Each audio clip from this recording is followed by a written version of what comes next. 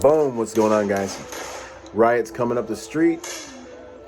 We've got men with guns standing there holding them off. This took place in Durban, South Africa, where rioters began causing mayhem in the environment. And we see the local residents come out and face the rioters with guns. I don't have all the details, but I definitely want to talk about some key points I'm seeing during this altercation. And these guys mean business, man. Look at all the rioters down there. You know. Yeah, guys, we not. Look at that group. Look at that mob. We're gonna do what we have to do. What we have to do.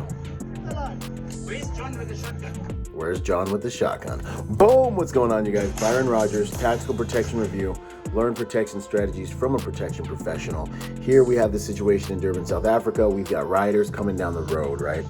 The main takeaway I want to talk about with this, and you know, this is an environment, I don't know what type of weapons they're allowed to have in this country, but thank God they're able to have rifles. Why is the rifle so important?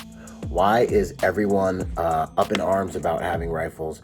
Why doesn't the government want you to have a rifle when almost all of the gun violence that takes place that you never hear about happens with handguns? Why is it that rifles are what everyone's talking about and everyone's going after, and they're what's so evil when they don't even commit half the crimes? Blunt force objects, according to FBI crime statistics, blunt force objects, baseball bats, hammers, then knives, then pistols commit thousands more murders per year than rifles ever do. But how come you keep hearing about rifles?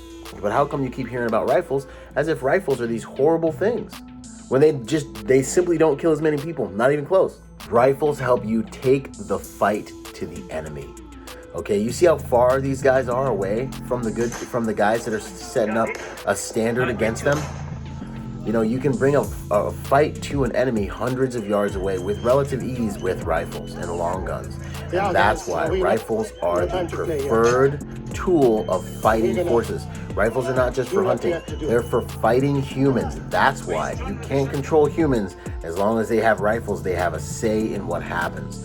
And if this was really about crime and the loss of life, we would just focus on what takes the most lives, which would be handguns if we want to talk about guns.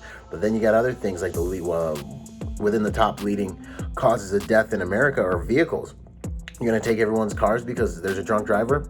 I don't know. Anyways, this isn't about gun control. This is about the power of understanding how to have a community. This is about the power of community.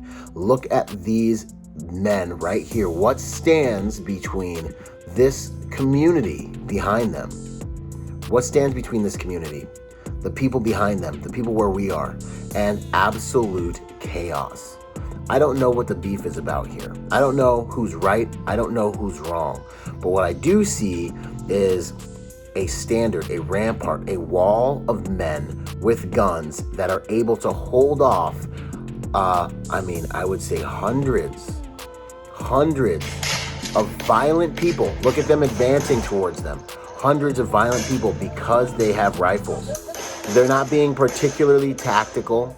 They're not spread out. They don't have proper dispersion. They're not advancing against the crowd, but they are setting up a standard against the crowd, and they're stopping that crowd, that mob, from taking whatever it is behind them that they're either hired to protect or that they love. And as things get crazier and crazier, ladies and gentlemen, I want to submit the thought, the idea, the understanding to you that we as good people are going to have to learn how to build communities. We're going to have to learn how to work together. We're going to have to not believe everything they're telling us in the news about how we hate each other and how we're so divided. We're going to have to learn how to work together. We know how to work together. The reality is we don't hate each other. The reality is they want us to believe we hate each other. The reality is if you're going to have safety in the tumultuous events that could be coming to a neighborhood near you based on whatever the zombies do in reaction to whatever the social engineering does with regards to our media, you need to learn how to build the number one most important asset, which is community. You know, I had a client, a billionaire, ask me a while back, like, okay, we've got the bomb shelter, we've got this, we've got that, we've got all these things set up. What do we do after the excrement hits the fan and we come out of our shelter? I looked him right in the eyes and I said, you start a gang. Good to go. And I'm not meaning like you start a gang and you terrorize people, but what I am meaning is the ultimate currency in times of tribulation like this, where you've got a mob of people, you've got mobs of people like this, running the streets, doing whatever they want, and law enforcement's going to let them do whatever they want because law enforcement's been castrated and their hands are tied. The ultimate currency is going to be manpower. You need to learn how to acquire that. And this video is simply an invitation and a challenge. This video is simply a reminder that you need to know who your neighbors are.